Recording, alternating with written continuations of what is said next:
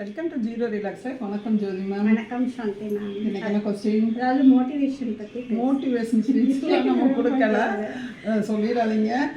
அதாவது நம்ம வீட்டில் பெரியவங்க நிறையா முந்தியெல்லாம் அட்வைஸ் பண்ணுவாங்க, அது எல்லாருக்குமே தெரியும். அடுத்து நம்ம கொஞ்சம் கொஞ்சம் படித்தது, காதில் கேட்ட விஷயங்களை நாங்கள் ஏதாச்சும் ஷேர் பண்ணலாம், நம்ம இந்த யூடியூப்பின் வாயில நம்ம ஷேர் பண்ணலாம் நம்ம பிளான் பண்ணியிருந்தோம். அது வந்து நம்ம தெரிஞ்சதை சொல்லலாம். இப்போ வந்து என்ன சொல்லலாம், ஏதாச்சும் தலைப்பு காலையில் பேசினதுலேருந்து ஏதாச்சும் ஒன்று சொல்லுங்கள். புத்திசாலிகளை எப்படி கண்டுபிடிக்கும்? புத்திசாலிகளை எப்படி கண்டுபிடிக்கிறதுன்னு கேட்குறாங்க.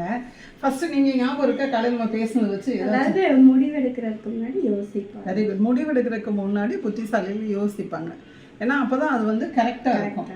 செகண்ட் பாயிண்ட் வந்து அதிகமாக லேர்ன் பண்ணிக்கிடுவாங்க. அடுத்து வந்து நேரத்தை மதிப்பிடுவாங்க. Very good.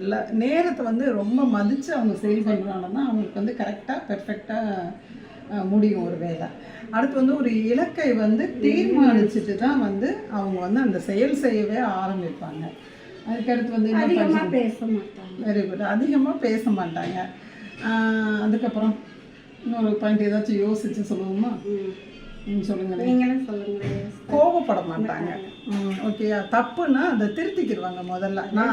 ரொம்ப பேசவும். ஆமாம், கரெக்ட். ரொம்ப பேசவும் மாட்டாங்க. கோபப்படாமல் தப்பை வந்து திருத்திக்கிறதுக்கு முயற்சிப்பாங்க. அது தப்பு இல்லைன்னா யார் வந்து தப்புன்னு சொல்கிறாங்களோ அவங்களுக்கு புரிய வைக்க முயற்சிப்பாங்க முடிந்த அளவு. அவ்வளோதான். அதுக்குன்னு டைம் நிறைய செலவழிக்க மாட்டாங்க.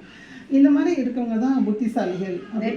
நம்ம பார்த்தோம்னாலே தெரியும், நல்ல புத்திசாலிகளாக இருப்பாங்க, ரொம்ப பேச மாட்டாங்க. நம்ம நிறைய பேர் அவங்க உமனா மூஞ்சி சிடு மூஞ்சிலாம் அப்படிலாம் சொல்லுவாங்க. அது அப்படி இருக்கிறவங்க கொஞ்சம் பேர் தான். ஆனால் வந்து இதுதான் வந்து உண்மை. அவங்க வந்து நிறையா வந்து சிந்திச்சுக்கிட்டே இருக்கிறதுனால கொஞ்சம் அமைதியாக காம் டைப்பாக இருப்பாங்க.